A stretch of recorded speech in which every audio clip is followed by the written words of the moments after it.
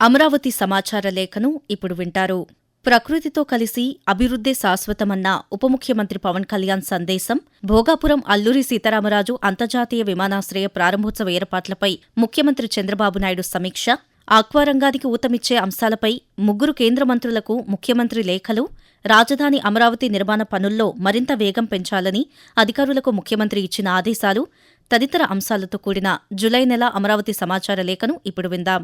ప్రకృతితో కలిసి అభివృద్ధి సాధించే దేశమే శాశ్వతంగా నిలుస్తుందని రాష్ట్ర ఉప ముఖ్యమంత్రి కె పవన్ కళ్యాణ్ అన్నారు. రాష్ట్రంలో కొత్తగా అభివృద్ధి చేసిన 18 నగర వనాలు, ఎకో పార్కులు, కమ్యూనిటీ ఆధారిత ఎకో టూరిజం ప్రాజెక్టులను గుంటూరు జిల్లా మంగళగిరి క్యాంప్ కార్యాలయం నుంచి దృశ్య మాధ్యమం విధానంలో ప్రారంభించి ప్రజలకు అంకితం చేశారు. ఈ సందర్భంగా ప్రకృతితో పాటు సాధించే అభివృద్ధే శాశ్వతంగా ఉంటుందని పేర్కొన్నారు. నగరాలు వేగంగా విస్తరిస్తున్న నేపథ్యంలో నగర వనాలు పట్టణాలకు పచ్చని ఊపిరితిత్తులుగా పనిచేస్తూ పర్యావరణ సమతుల్యతను కాపాడుతాయని ఉప ముఖ్యమంత్రి వివరించారు. భోగాపురం అంతర్జాతీయ విమానాశ్రయం ఉత్తరాంధ్ర అభివృద్ధికి చిహ్నంగా మారుతుందని ముఖ్యమంత్రి చంద్రబాబు నాయుడు అన్నారు. ఆగస్టు 1న ప్రధాని నరేంద్ర మోదీ చేతుల మీదుగా భోగాపురం అంతర్జాతీయ విమానాశ్రయం ప్రారంభం కానున్న నేపథ్యంలో ఏర్పాట్లపై ఉండవల్లిలోని తన క్యాంపు కార్యాలయంలో ముఖ్యమంత్రి ఉన్నతస్థాయి సమీక్ష నిర్వహించారు. ఈ సందర్భంగా ముఖ్యమంత్రి మాట్లాడుతూ భోగాపురం విమానాశ్రయం ఉత్తరాంధ్ర అభివృద్ధిలో కీలక పాత్ర పోషిస్తుందని తెలిపారు. ఈ ప్రాజెక్టు ద్వారా పెట్టుబడులు, ఉపాధి అవకాశాలు పెరగడంతో పాటు ఆర్థిక కార్యకలాపాలు వేగవంతమవుతాయని చెప్పారు. విమానాశ్రయం అందుబాటులోకి రావడంతో రాకపోకలు మెరుగుపడి ఉత్తరాంధ్ర ప్రజల జీవన ప్రమాణాల్లో గణనీయమైన మార్పు వస్తుందని ముఖ్యమంత్రి చంద్రబాబు నాయుడు పేర్కొన్నారు.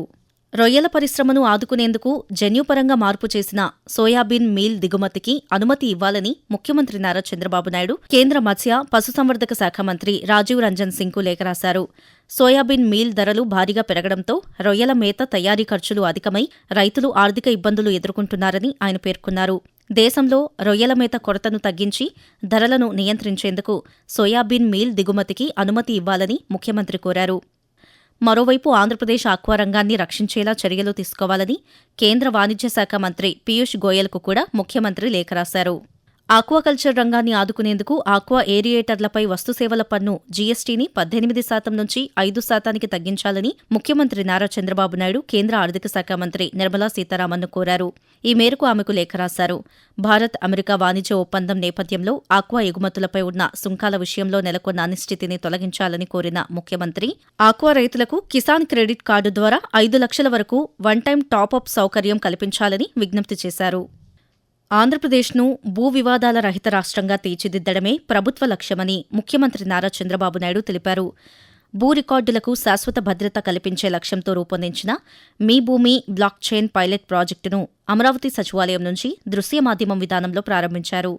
ఈ సందర్భంగా ముఖ్యమంత్రి మాట్లాడుతూ బ్లాక్ చైన్ విధానం ద్వారా ప్రతి భూమికి ప్రత్యేక డిజిటల్ గుర్తింపు కల్పించి రెవెన్యూ, సర్వే, రిజిస్ట్రేషన్ శాఖలను ఒకే వేదికపైకి తీసుకొస్తున్నట్లు తెలిపారు. దీంతో డబుల్ రిజిస్ట్రేషన్లు, భూ వివాదాలు, అక్రమాలకు అడ్డుకట్ట పడుతుందని చెప్పారు. బ్లాక్ చైన్ విధానం అమల్లోకి రావడంతో భూముల క్రయ విక్రయాలు మరింత పారదర్శకంగా, సురక్షితంగా జరుగుతాయని ఆయన పేర్కొన్నారు.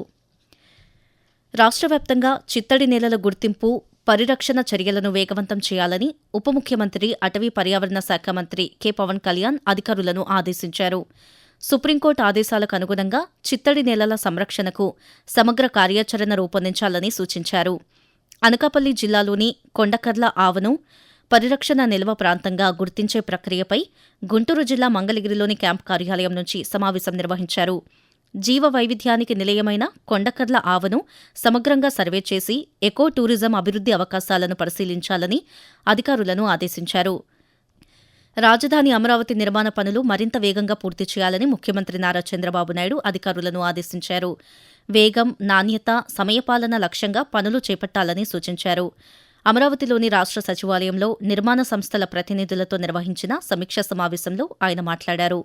రాజధానిలో 50,999 కోట్లతో 95 ప్రాజెక్టులు చేపట్టామని, ప్రతి ప్రాజెక్టు నిర్ణీత గడువులో పూర్తి కావాలని ముఖ్యమంత్రి స్పష్టం చేశారు. ఇప్పటి వరకు మీరు అమరావతి సమాచార లేఖ విన్నారు. రచన ఐ. శ్రీనివాసరావు, ఆకాశవాణి అమరావతి ప్రతినిధి.